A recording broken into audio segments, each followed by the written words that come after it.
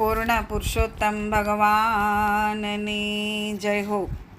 કાંઠાગોરની વાર્તા.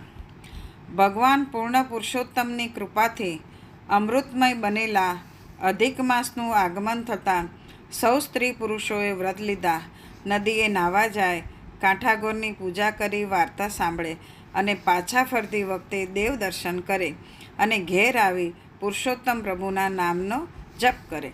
ચંદનપુર ગામમાં ગંગામા નામની એક ડોશી રહે. ડોશીને 2 દીકરા, બંને પરણેલા, છતાં દીકરી ડોશી જુદી રહે. વળી 2 છોકરાઓ પણ જુદા રહે. આમ એક ઘર પણ ચૂલા 3. કોઈ પ્રસંગ હોય, વાર તહેવાર હોય ત્યારે સૌ સાથે મળીને રમે જમે. ડોશી ધર્મ કર્મમાં માનનારી, વ્રત ઉપવાસ કરે, એકટાણા કરે, નિત્ય દેવ દર્શને જાય. અધિક માસ આવ્યો એટલે ગંગામાએ તો વ્રત આદર્યા, સાથે નાની વહુએ પણ વ્રત લીધા. સાસુ વહુ એકટાણા કરે છે, નદીએ નાહવા જાય, કાંઠાગોરનું પૂજન કરે, વાર્તા સાંભળે અને પછી બપોરે મંદિરે કથા સાંભળવા જાય. સાસુ વહુને આવા ધર્મ કર્મ કરતા જોઈ મોટી વહુ તો મોં મચકોડે.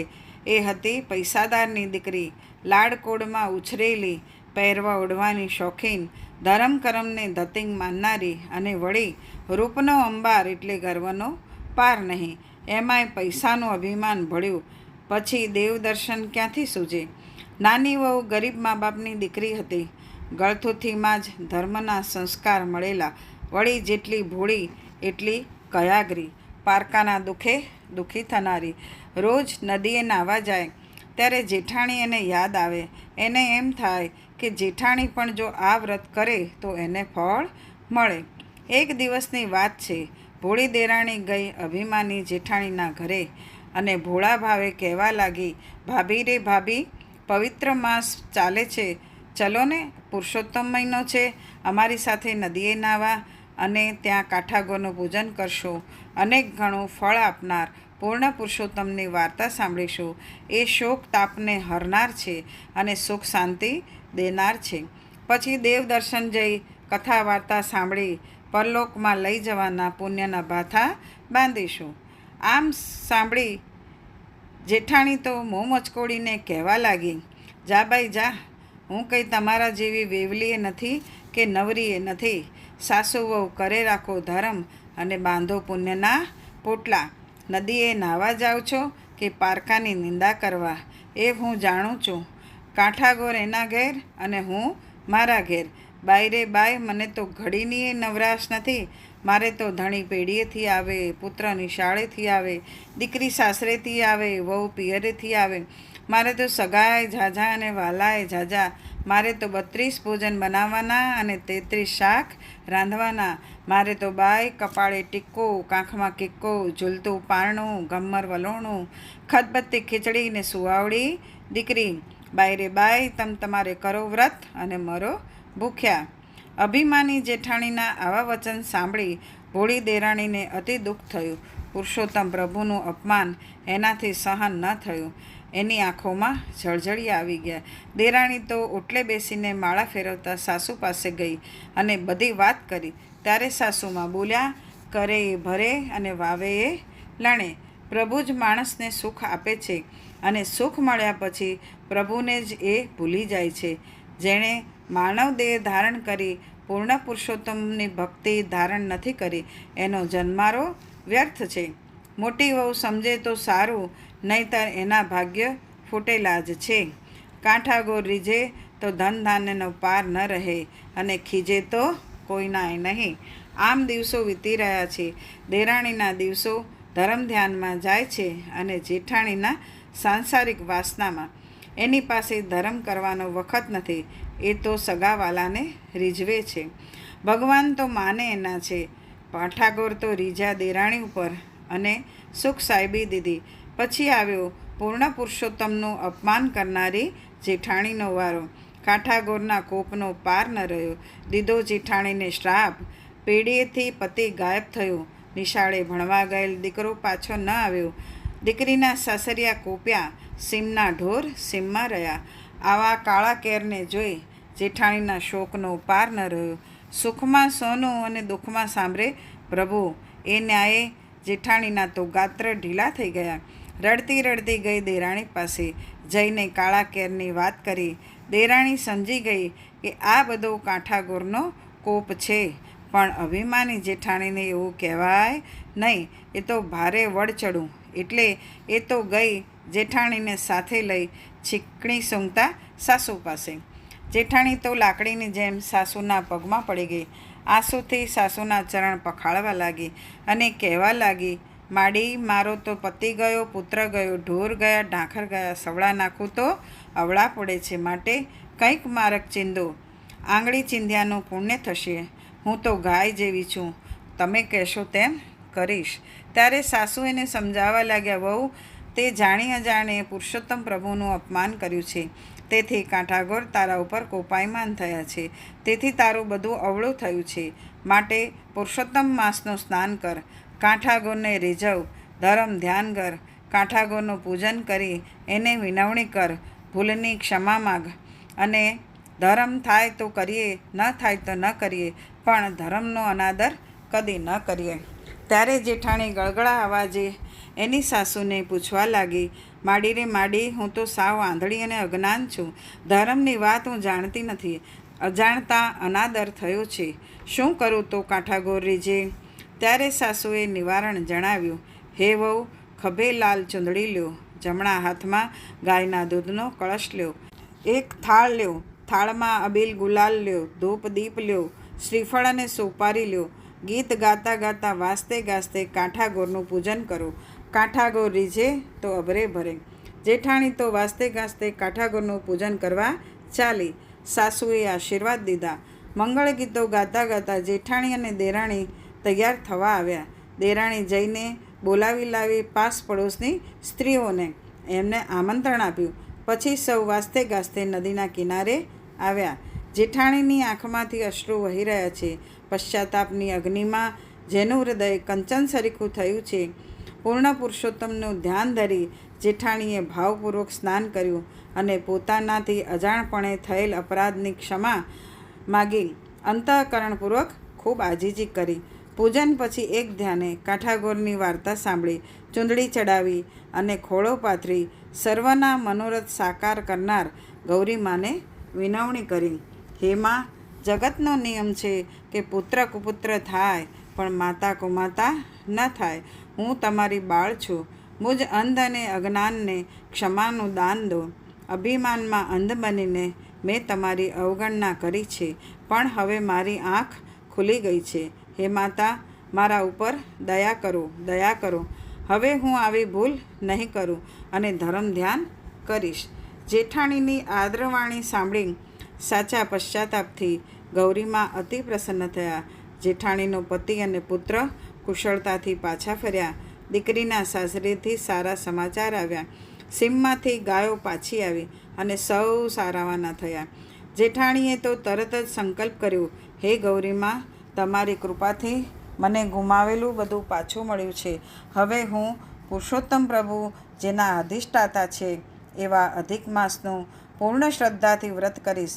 વ્રતની પૂર્ણાહુતિના સમયે બ્રહ્મ ભોજન કરાવીશ, અન્નદાન વસ્ત્રદાન કરીશ, નિંદા કરીશ નહીં, અસત્ય આચરીશ નહીં અને મારા હું પદનો હું ત્યાગ કરીશ. જેઠાણીના આવા સંકલ્પથી દેરાણીને અપાર આનંદ થયો. મોટી વહુ પણ ધર્મ ધ્યાનમાં વળી, તેથી સાસુને ઘણું સુખ થયું. એ ઘરમાં સુખ સમૃદ્ધિ છલકવા લાગી. શ્રી પુરુષોત્તમ ભગવાને ત્યાં વાસ કર્યો અને થોડા જ સમયમાં એ ઘરની કીર્તિનો સૂર્ય પ્રખર તેજથી પ્રકાશી ઉઠ્યો. જે કોઈ પૂજે કાંઠાગોરને પાપ તેના જાય, સુખ સમૃદ્ધિ શાતા મળે, પરલોકે મોક્ષ થાય. હે કાંઠાગોર, પશ્ચાતાપથી શુદ્ધ બનેલી જેઠાણી, તેની દેરાણી તથા સાસુને જેવા ફળ્યા, એવી શ્રદ્ધાથી તમારું વ્રત કરનાર સર્વને ફળજો. બોલો પૂર્ણ પુરુષોત્તમ ભગવાનની જય હો. કાંઠાગોરમાંની જય હો. પૂર્ણ પુરુષોત્તમ ભગવાનનો અધ્યાય 20મો. પાવન પુરુષોત્તમ માસનું પવિત્ર વ્રત. નૈમિષારણ્ય મધ્યે બિરાજેલા સૂતપુરાણીજી કહી રહ્યા છે, હે મુનિવર્યો, પૂર્વજન્મનો વૃત્તાંત સાંભળીને જેની તમામ શંકાઓ દૂર થઈ છે. એવા રાજા ધ્રડન્વા ઋષિ વાલ્મીકીને પૂછવા લાગ્યા, હે મહર્ષિ, આપ કહો છો કે મેં પૂર્વજન્મમાં આ પવિત્ર વ્રત કર્યું હતું, પરંતુ મુજ અજ્ઞાનીને આ જન્મે આ પવિત્ર વ્રત યાદ નથી. માટે કૃપા કરીને મને આ મહાફળદાયી વ્રતની વિધિ તથા નિયમ વિશે વિસ્તારથી જણાવો.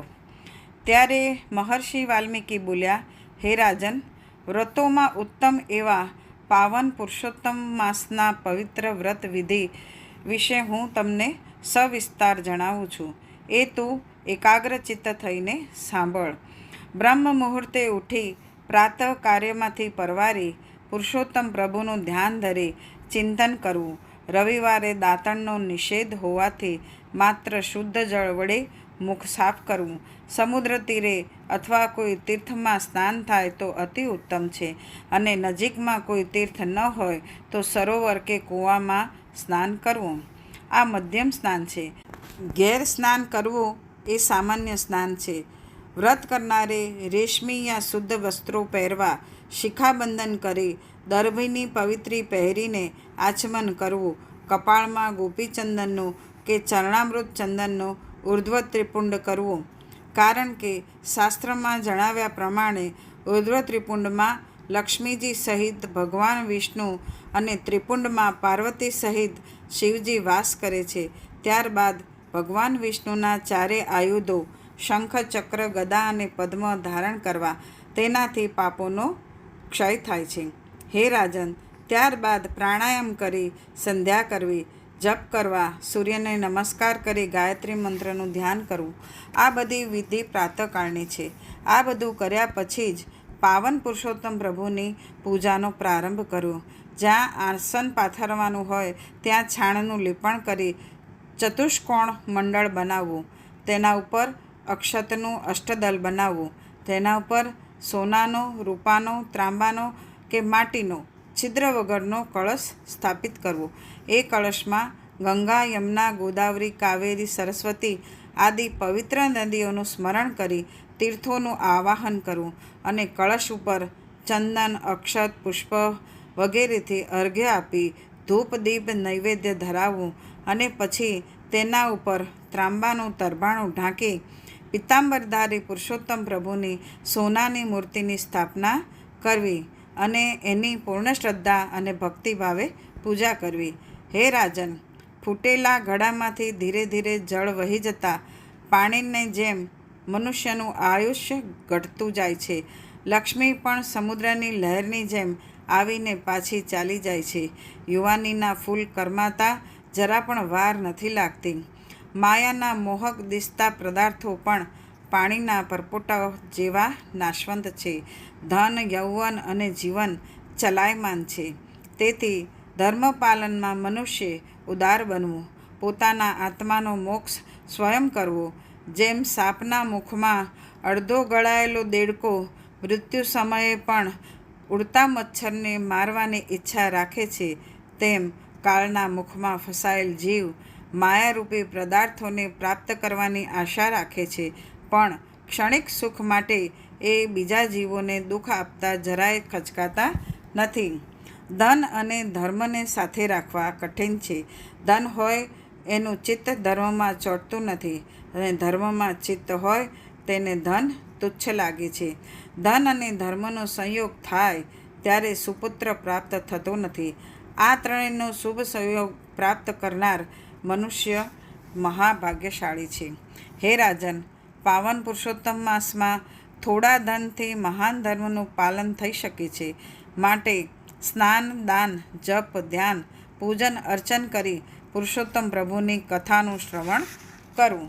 હે રાજન, જેમ નદીઓમાં ગંગા ઉત્તમ છે, તેમ વ્રતોમાં પુરુષોત્તમ વ્રત સર્વોત્તમ છે. જેમ હાથીના પગલામાં બધા જીવોના પગલાંનો સમાવેશ થાય છે, તેમ પુરુષોત્તમ વ્રતથી બધા વ્રતોના પુણ્યની પ્રાપ્તિ થાય છે. જેમ બધી નદી ગંગાજી નથી, બધા વૃક્ષો કલ્પવૃક્ષ નથી, બધા રત્નો ચિંતામણી નથી, બધી ગાયો કામધેનુ નથી, બધા જ પુરુષો રાજા નથી, બધા શાસ્ત્ર વેદ નથી, એમ બધા વ્રત કે પુણ્ય પુરુષોત્તમ માસના સમાન ફળદાયી નથી. માટે સુપાત્ર બ્રાહ્મણના શ્રીમુખે આ વ્રતની પાવન કથા સાંભળવી અને એને યોગ્ય દક્ષિણા આપી તૃપ્ત કરવી. બોલો પૂર્ણ પુરુષોત્તમ ભગવાનની જય. અધ્યાય 20મો સમાપ્ત. પૂર્ણ પુરુષોત્તમ પાવનધારા 20મી. ઉમામાની વાર્તા. એક દિવસ કૈલાસ પર્વત ઉપર રહેતા પાર્વતી માતાને કંટાળો આવ્યો. તેથી તેમણે શિવજીને કહ્યું, ચાલો ને મૃત્યુલોક ઉપર લટાર મારી આવીએ. આમ શિવ અને પાર્વતી મૃત્યુલોક ઉપર ફરવા નીકળ્યા. એ વખતે પવિત્ર પુરુષોત્તમ માસ ચાલતો હતો. ગામે ગામ ભક્તિભાવની છોળો ઉડતી હતી. ટોળે ટોળા નદીએ નાહવા જતા હતા. કાંઠાગોરની વાર્તા સાંભળતા હતા. દાન દક્ષિણા આપી દેવ દર્શન કરતા હતા. ઠેક ઠેકાણે કથા વાર્તા ચાલતી હતી. પૃથ્વીલોક ઉપર ધર્મ ધ્યાનની છોડ ઉડતી જોઈ શિવ પાર્વતીને ઘણો આનંદ થયો. મૃત્યુલોકના માનવી પોતાનો મનુષ્ય અવતાર સાર્થક કરી રહ્યા હતા. ચોમાસું પૂરું થવા આવ્યું હતું. ધરતી માતાએ લીલી સાડી પહેરી હતી. ખેતરો ધન ધાન્યથી લચી પડ્યા હતા. માનવોના મુખ ઉપર આનંદ અને ઉલ્લાસ જણાતા હતા.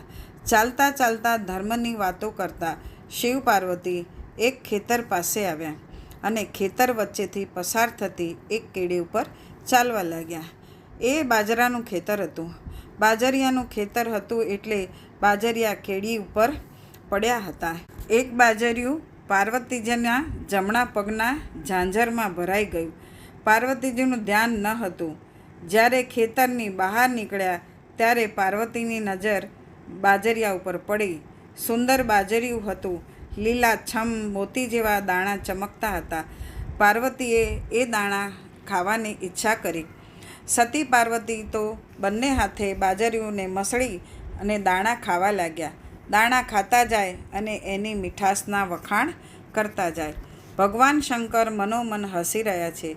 જગતની જનની ભવાની પણ સ્વાદ આગળ કેવા લાચાર બની ગયા.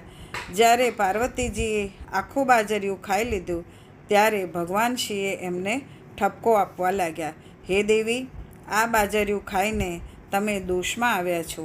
આ ખેતરના માલિકને પૂછ્યા વગર તમારાથી બાજરિયું ખવાય નહીં. જાણે અજાણે તમારાથી અપરાધ થયો છે. ભગવાન શિવના વચનો સાંભળી પાર્વતીજીને ભાન થયું કે પોતે સાચે જ અપરાધ કર્યો છે. ખેતરના માલિકને પૂછ્યા વગર બાજરિયું ખવાય નહીં એ તો ચોરી ગણાય.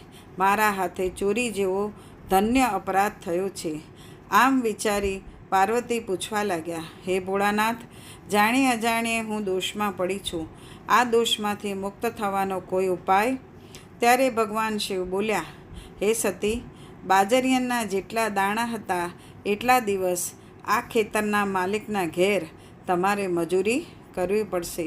બાજરિયામાં 365 દાણા હતા. એટલા દિવસ ખેડૂતનું કામ કરી વળતર આપી દો તો જ તમે ઋણમાંથી મુક્ત થાવ. હે સતી, ઋણમુક્ત થયા પછી તમે કૈલાસે આવજો. શિવજી પાર્વતીજીને મૂકીને કૈલાસ ચાલ્યા. પાર્વતી દેવીએ બ્રહ્માણીનું સ્વરૂપ ધારણ કર્યું અને આવ્યા ખેડૂતની ઝૂંપડીએ. પવિત્ર પુરુષોત્તમ માસ હોવાથી ખેડૂત દંપતી નદીએ નાહવા અને દેવ દર્શન કરવા ગયા હતા. ખેડૂત ઘણો ગરીબ હતો પણ પતિ પત્ની ઘણા ધર્મિષ્ઠ હતા. સંતાનમાં ભગવાને ફક્ત દીકરી આપી હતી, દીકરો ન હતો. જ્યારે દેવી પાર્વતી બ્રહ્માણી સ્વરૂપે ઝૂંપડી પાસે આવ્યા ત્યારે દીકરી ગાયના ગળે બાંધવાનું ડોકિયું ગૂંથી રહી હતી. જેવા મા બાપ એવી દીકરી. એણે તો ઉઠીને માતાજીને પાણી આપ્યું અને બેસવા માટે આસન આપ્યું. એટલામાં ખેડૂત અને તેની પત્ની આવી ગયા. આંગણામાં અજાણી બાઈને બેઠેલી જોઈ આવકાર આપ્યો. વળી એ બ્રાહ્મણ બાઈ છે એ જાણી એ તો હર્ષમાં આવી ગયા. આવા પવિત્ર માસમાં આંગણે અતિથિ ક્યાંથી? એમણે તો માતાજીને ભોજન કરવાનો આગ્રહ કર્યો. ત્યારે માતાજી કહેવા લાગ્યા, ભાઈ, હું જગતમાં એકલી છું, કામની શોધમાં નીકળી છું. તમે કહેશો તે કામ કરીશ. એના બદલામાં મને એક ટંક જમવાનું આપજો. માતાજીના મીઠા મધ જેવા વચનો સાંભળી ખેડૂત કહેવા લાગ્યો, બેન, તમારે ખુશીથી રહો, થાય એ કામ કરજો, ખાવાની ખોટ નથી, પણ પહેલાં તમારું નામ જણાવો. ત્યારે બ્રાહ્મણી સ્વરૂપે ખેડૂતનો બદલો વાળવા આવેલા માતાજી બોલ્યા, મારું નામ ઉમા છે. આમ માતાજી તો ખેડૂતના ઘરમાં રહી ગયા. જ્યાં જગતજનનીના પગલાં પડે ત્યાં કઈ વાતની મણા રહે. ખેડૂતના ઘરના ભાગ્ય ખુલી ગયા, ભાગ્યના તાળા ખુલ્યા. ગરીબીએ વિદાય લીધી. ઘરમાં સુખ સમૃદ્ધિ ઉભરાવા લાગી. દર વર્ષ કરતાં 10 ગણો પાક થયો. વળી માતાજીના પાવનકારી પગલાંથી ગામ પણ સુખી થયું. રોગ દોષ ચાલ્યા ગયા, શોક અને સંતાપ ગયા. પાર્વતી દેવી થોડાક જ દિવસમાં ખેડૂતના નાનકડા કુટુંબ સાથે એવા હળીમળી ગયા કે કુટુંબના જ એક સભ્ય હોય તે રીતે રહેવા લાગ્યા. ખેડૂતની પત્ની માતાજીને ઉમાબા કહે, ખેડૂત ઉમા બહેન કહે, અને આખું ગામ આદરથી માતાજીને ઉમાબા કહીને બોલાવે. પવિત્ર પુરુષોત્તમ માસ પૂર્ણ થયું. સુખ સમૃદ્ધિ પામેલા ખેડૂતે ધામધૂમથી વ્રતનું ઉજવણું કર્યું. બ્રહ્મ ભોજન કરાવ્યું, લચપચતા લાડુ જમાડ્યા અને દક્ષિણા આપી રાજી કર્યા. ગામમાં વાહ વાહ થઈ ગઈ. કાળનું ચક્ર તો ફરતું ગયું. સમય પાણીના રેલાની જેમ સરતો ગયો. માતાજી આનંદથી ખેડૂતના ઘરનું કામ કરે, રાંધે સ્વયં, જગતજનની રસોઈ બનાવે. એનો અલૌકિક સ્વાદ તો હોય, એમાં શી નવાઈ. આમ કરતાં 300 દિવસ પૂરા થયા. હજુ 65 દિવસ બાકી હતા.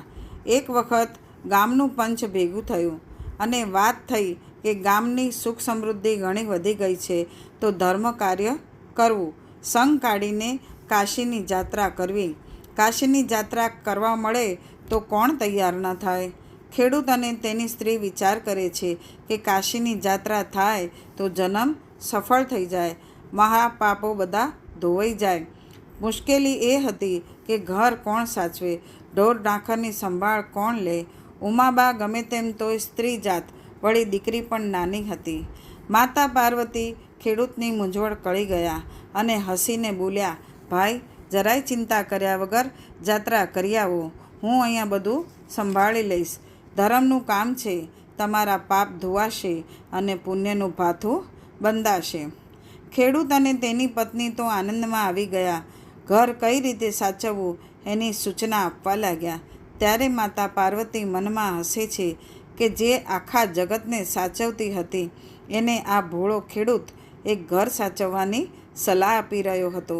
પણ માતાજીના સ્વરૂપને કોણ જાણી શકે. ખેડૂત દંપતી જ્યારે સંઘ વેળા કાશીએ જાત્રા જવા નીકળ્યા ત્યારે મા પાર્વતીએ લાલ રંગનું એક કાપડું ખેડૂતના હાથમાં આપતા કહ્યું, ભાઈ, જાત્રાએ જાઓ છો તો આ મારું કાપડું લેતા જાઓ, પણ એક વાત યાદ રાખજો કે જ્યારે તમે ગંગા સ્નાન કરો ત્યારે 2 હાથ જોડીને ગંગાજીને કહેજો, હે ભાગીરથી, હે પતિત પાવની માતા, ઉમાબાએ ઘણા ભાવથી આ કાપડું મોકલ્યું છે, તો હાથોહાથ સ્વીકારો. ઉમાબાની આ વાત સાંભળી ખેડૂત અને તેની પત્ની મનોમન હસવા લાગ્યા. ગંગા તો કંઈ હાથોહાથ કોઈનું કાપડું સ્વીકારતી હશે? નક્કી આ ઉમાબાનું ખસી ગયું છે. તો પણ ઉમાબાને ખોટું ન લાગે એટલા ખાતર કાપડું લઈને પોટલામાં બાંધ્યું. ઉમાબા વારંવાર યાદ આપતા રહ્યા, હે ભાઈ, ગંગાને મારું કાપડું આપવાનું ભૂલશો નહીં હો. સંઘ તો વાસ્તે ગાસ્તે વિદાય થયો. આગળ સામાન ભરેલા ગાડા ચાલ્યા જાય. બળદોમાં ગળામાં ઘૂઘરા ઘમકે. પાછળ આખો સંઘ ભગવાનનું પૂજન કરતો કરતો પગપાળા આગળ વધે જતો હતો. રસ્તે તીર્થ આવે તો દેવ દર્શન કરે, નદી આવે તો સ્નાન કરે, રાત પડે ત્યાં પડાવ નાખે, રાવટી બંધાય, ભજનો ગવાય, બધા આનંદ ઉલ્લાસથી આગળ વધે જાય છે. એમ કરતાં કરતાં પાતક હરનારી પવિત્ર કાશીનગરી આવી. સાંજનો સમય હતો. આખો સંઘ ધર્મશાળામાં ઉતર્યો. સ્નાન કરી કાશી વિશ્વનાથના દર્શન કર્યા. પછી ભોજન લઈને નિરાંતે નિંદરે ઢળ્યા. પ્રાતઃકાળે સૌ વહેલા ઉઠ્યા. પ્રાતઃ કાર્યથી પરવારી મણિકર્ણિકા ઘાટ ઉપર ગયા. પતિત પાવની ગંગાને જોતા સૌ આનંદમાં આવી ગયા. ખેડૂત અને તેની પત્ની પણ સ્નાન કરવા ગયા. ગંગા સ્નાનનો એટલો બધો હરખ હતો કે ઉમાબાનું કાપડું પોટલામાં જ રહી ગયું. પોટલું ધર્મશાળાએ પડ્યું હતું. કાશી તો દેવનગરી છે, મંદિરોનો પાર નથી. એક જુઓ ને એક ભૂલો એવા મંદિરો. સ્નાન, ધ્યાન, દેવદર્શન અને દાન દક્ષિણામાં 8 દિવસ વીતી ગયા. પછી સંઘે પાછા ફરવાની તૈયારી કરી. સૌ ઉમંગથી પાછા ફરવાની તૈયારીમાં લાગી ગયા. ખેડૂત અને તેની પત્નીને ઉમાબાનું કાપડું તો યાદ જ ન આવ્યું તે ન જ આવ્યું. સંઘ તો પાછો ફર્યો. અડધે રસ્તે આવ્યા એક જગ્યાએ પડાવ નાખ્યો. રાવટીઓ તણાએ. ખેડૂત વસ્ત્રો બદલીને સ્નાન કરવા બેઠો. સ્નાન કરીને જ્યાં પોટલું ખોલ્યું ત્યાં ઉમાબાનું કાપડું દેખાયું. હૈયે ધ્રાસકો પડ્યો. એને તો તરત જ પત્નીને વાત કરી. અરે રે, તું એ ભૂલકણી રહી મારા જેવી. મને તો યાદ ન આવ્યું, પણ તને યાદ ન આવ્યું. આ કાપડું તો પોટલામાં જ રહી ગયું. હવે ઘરે જઈને ઉમાબાને શું જવાબ આપીશું? બિચારીએ કેટલા હેતથી કાપડું આપ્યું હતું અને કહ્યું હતું કે ગંગામાને હાથો હાથ આપજો. હવે શું થાય? ખેડૂતની પત્ની પણ જીવ બાળવા લાગી અને ઉમાબા પર ઘણો ભાવ હતો. એ પણ વસવસો કરવા લાગી. તમે ત્યાં ભજન ધૂનમાંથી ઊંચા આવો ત્યારે કાપડું યાદ આવે ને? તમે તો ઉપાધિ કરી. બિચારી ઉમાબા પેટ વરાણે આપણા ઘરનું બધુંય કામ કરે છે, છોકરીને સાચવે છે, રાંધે છે, લુગડા ધુએ છે. અરે, એના લીધે જ આપણે આ જાત્રાનું પુણ્ય મળ્યું છે. એણે ઘરની જવાબદારી ન લીધી હોત તો શું આપણે જાત્રાએ નીકળી શકત ખરા? બળ્યો મારો ને તમારો સ્વભાવ. જો આ કાપડું પાછું લઈ જઈશું તો ઉમાબાને માઠું લાગશે અને ઉપરથી જિંદગી આખીનું મેણું રહી જશે. એ જુદું. વળી ખેડૂત કહેવા લાગ્યો કે તું જીવ ન બાળ, હું કંઈક બંદોબસ્ત કરું છું. એમ કહીને ખેડૂત તો ગયો સંઘના આગેવાન પાસે. જઈને બધી વાત કરી અને થોડા દિવસ સંઘ અહીં રોકાય તો પોતે પાછો કાશીએ જઈને આવે એવી નમ્ર વિનંતી કરી. પણ સંઘવીએ ના પાડી. જો ભાઈ, તને આવતા 10-12 દિવસ થઈ જાય ત્યાં સુધી સંઘ અહીં રોકાય નહીં. વળી કાપડા જેવી મામૂલી વાતમાં સંઘ ખોટી ન થાય. બધાયને ઘેર પહોંચવાની ઉતાવળ છે. સમય બગાડવો પાલવે તેમ નથી. એ કરતાં રસ્તામાં ઘણીએ નદી આવશે, એમાં પધરાવી દેજે અને ઉમાબા પૂછે તો કહી દેજે કે ગંગાએ હાથોહાથ લીધું. ત્યારે ખેડૂત કહેવા લાગ્યો, એવું ખોટું બોલીને મારે પાપમાં નથી પડવું. તમારે સંગ લઈને ચાલતા થાવ, હું તો અહીંથી પાછો જઈશ. ઉમાબા પૂછે તો કહેજો કે કાપડું ભૂલાઈ ગયું હતું, તેથી પાછું આપવા ગયો છું. આમ ખેડૂત અને તેની પત્ની તો માથે પોટલો મૂકી પાછા વળ્યા. ઊંચા અવાજે ભજન ગાતા જાય અને રસ્તો કાપતા જાય. આ બાજુ સવાર પડી. સંઘવીએ સંઘને આગળ વધવાનો આદેશ આપ્યો. રાવટીઓ સંકેલાઈ લેવાઈ. સૌ સામાન બાંધીને ગાડામાં મૂક્યો. ગાડાવાળાએ બળદને ઊભા કરવા કોશિશ કરી, પણ બળદ ઉઠતા નથી. 2-4 લાકડીઓ ફટકારી, પરંતુ બળદ તો ન હાલે કે ન ચાલે. આખો સંઘ મૂંઝાઈ ગયો. માણસો તો પગપાળા ચાલે, પણ સામાનનું શું? સંઘવીએ જાતે બળદને ઊભા કરવા માટે પ્રયત્ન કર્યો, પણ બળદ તો એકાએક માંદા પડી ગયા હોય એવા થઈ ગયા. લીલું ઘાસ નાખ્યું, પણ તણખલુંએ મોંમાં ન લીધું. આખરે થાકીને ફરી ત્યાં જ પડાવ નંખાયો. બળદ સાજા ન થાય ત્યાં સુધી આગળ વધવાનો કોઈ ઉપાય ન હતો. કોઈને ખબર ન હતી કે આ બધું કામ ઉમાબાનું હતું. સંઘ આગળ ન વધી શકે એટલા માટે બળદની શક્તિ હરી લીધી હતી. જંગલ વચ્ચે રોકાવાનું કોઈને ન ગમ્યું, પણ થાય શું? આ બાજુ ખેડૂત અને તેની પત્ની ચાલતા 5 દિવસે કાશીએ પહોંચ્યા. સાંજનો સમય હતો. થાક લાગ્યો હતો, પણ વિસામો ખાવાના બદલે સીધા ગંગાના ઘાટ ઉપર ગયા. પ્રથમ સ્નાન કર્યું અને પછી પતિ પત્ની બંને કેળસમા પાણીમાં જઈને ઊભા રહ્યા અને ગંગા મૈયાની સ્તુતિ કરી, અંતરથી આરાધના કરી. ખેડૂત ઊંચા અવાજે બોલ્યો, હે પતિત પાવની માં ગંગા, મારી બેન ઉમાબાએ ઘણા જ ભાવથી આ કાપડું મોકલાવ્યું છે અને કહ્યું છે કે તમે હાથોહાથ આ કાપડાનો સ્વીકાર કરો. આમ કહીને ખેડૂતે ગંગામાનું નામ લઈને કાપડું પાણીમાં તરતું મૂકી દીધું. પણ ત્યાં તો ચમત્કાર થયો. શાંત દેખાતી ગંગા નદીના પાણી ઉછાળા મારવા લાગ્યા અને પળવારમાં 2 રૂપાળા હાથ પાણીમાંથી બહાર આવ્યા. બંને હાથોમાં રત્નજડિત કંકણો પહેરેલા હતા. એ બંને હાથ કાપડું લઈને અદૃશ્ય થઈ ગયા. ખેડૂત અને તેની પત્ની તો ફાટી આંખે આ ચમત્કાર જોઈ રહ્યા. આ પવિત્ર દ્રશ્ય જોઈ બંને ભાવ વિભોર બની ગયા. ઉમાબાના સતના પારખા થઈ ગયા. ત્યારબાદ બંને કાશી વિશ્વનાથના દર્શન કર્યા અને ઘડીક વિસામો ખાઈને પાછા ફર્યા. ધર્મની જોયેલી ચમત્કારની વાતો કરતાં કરતાં બંને 5 દિવસે સંઘ પડ્યો હતો ત્યાં પાછા આવ્યા. સંઘને હજુ પણ ત્યાં રોકાયેલો જોઈ એમના અચંબાનો પાર ન રહ્યો. બધા ઘેર જવા ઉતાવળા હતા, છતાં આટલા દિવસ રોકાયા કેમ? બંને સંઘવી પાસે ગયા તો લમણે હાથ દઈને બેઠા હતા. ખેડૂતને જોતાં કહેવા લાગ્યા, ભાઈ, આ તો ખરી ઉપાધિ થઈ છે. 10 દિવસ થઈ ગયા. તમે ગયા તે દિવસથી બળદો માંદા પડી ગયા છે. ખાતા નથી, પીતા નથી, હાલતા નથી કે ચાલતા નથી. વળી સામાન પણ ઘણો છે. આ જંગલમાં બીજા બળદ કોના લાવવા? ખેડૂત તો તરત બળદ પાસે ગયો. જઈને બળદ ઉપર હાથ ફેરવ્યો. ત્યાં તો બળદ માથા હલાવતા ઊભા થઈ ગયા. બળદને ઊભા થયેલા જોઈ સંઘના જીવમાં જીવ આવ્યો. બધા ખેડૂતના વખાણ કરવા લાગ્યા. એમની ભક્તિની પ્રશંસા કરવા લાગ્યા. રસ્તામાં ખેડૂતે વાત કરી કે ઉમાબાનું કાપડું ગંગામાએ હાથોહાથ સ્વીકાર્યું. પોતે એ ચમત્કાર નજરે નજર જોઈને આવ્યા. બધા ઉમાબાની સતની વાતો કરવા લાગ્યા. રસ્તો જેમ જેમ કપાતો ગયો તેમ તેમ ઉત્સાહ વધતો ગયો. આખરે ગામનું પાદર આવ્યું. સંઘના સામૈયા થયા, ઢોલ વાગ્યા, મંગળ ગીતડા ગવાયા. ઉમાબાએ તો સંઘને સોના રૂપાના ફૂલોથી વધાવ્યો. પછી ધૂન ગાતા ગાતા બધા ગામમાં પ્રવેશ્યા. ખેડૂતે આખા સંઘને ભોજન કરાવ્યું. ઘણા પુણ્યશાળી જીવોએ ઉમાબાને પગે લાગીને આશીર્વાદ લીધા. 360 દિવસ વીતી ગયા. હવે ફક્ત 5 જ દિવસ બાકી હતા. ઉમાબાને પગે લાગતા પણ એ સાક્ષાત માતા પાર્વતી છે એની કોઈને ખબર ન હતી. એમ કરતાં બીજા 4 દિવસ વીત્યા. છેલ્લા દિવસની સવારે માતાજી બોલ્યા કે આજે ભાઈને ખેતરે ભાત હું પહોંચાડીશ. ખેડૂતની પત્નીને તો કાંઈ ખબર ન હતી, એટલે એ બોલી કે સારું, તમે જજો.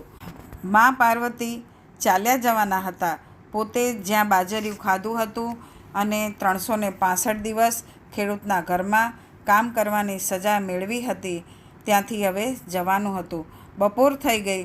ખેડૂત તો વાડીએ રાહ જુએ, હમણાં ભાત આવે, હમણાં ભાત આવે. કકડીને ભૂખ લાગી હતી, પણ બપોર ઢળી ગયા ત્યારે એ કંટાળીને ઘરે આવ્યો અને પૂછવા લાગ્યો, આજે ભાત દેવા કેમ ન આવી? આ સાંભળતા જ પત્ની તો હેપતાઈને બોલી, ભાત તો સવારે મોકલાવી દીધું છે. ઉમાબા ત્યાં નથી આવ્યા? ત્યાં તો કોઈ નથી આવ્યું, પણ ઉમાબાને કેમ મોકલ્યા? એમણે આજે હઠ કરી કે ભાત દેવા હું જ જઈશ.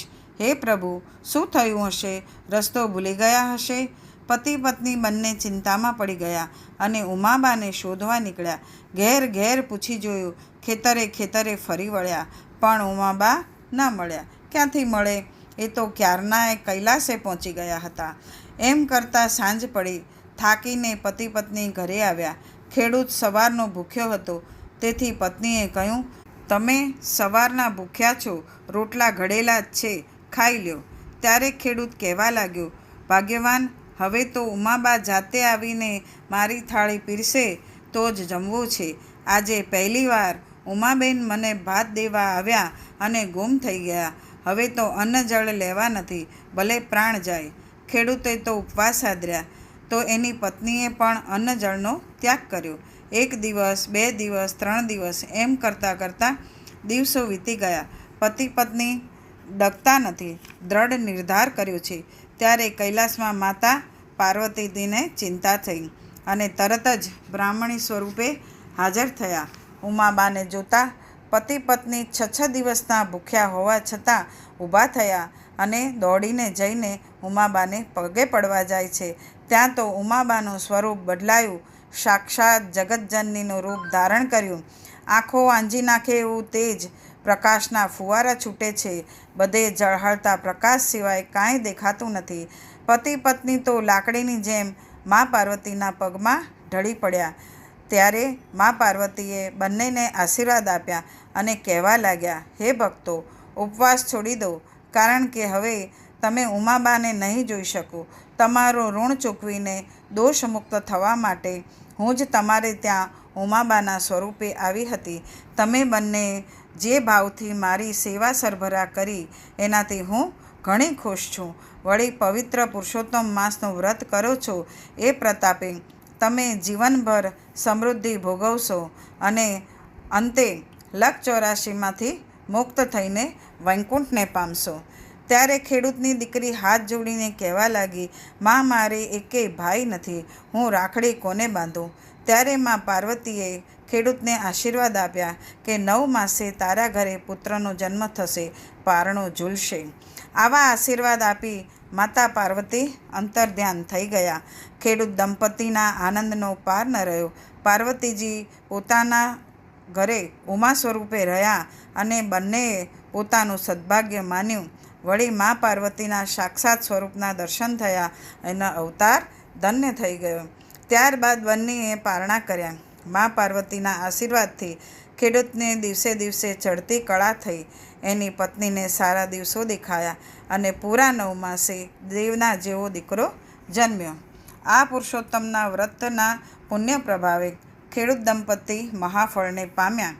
પવિત્ર પગલાં જો પડે, પાવન થાય ઘર બાર, સુખ સંપત્તિ સર્વ મળે, સફળ થાય અવતાર.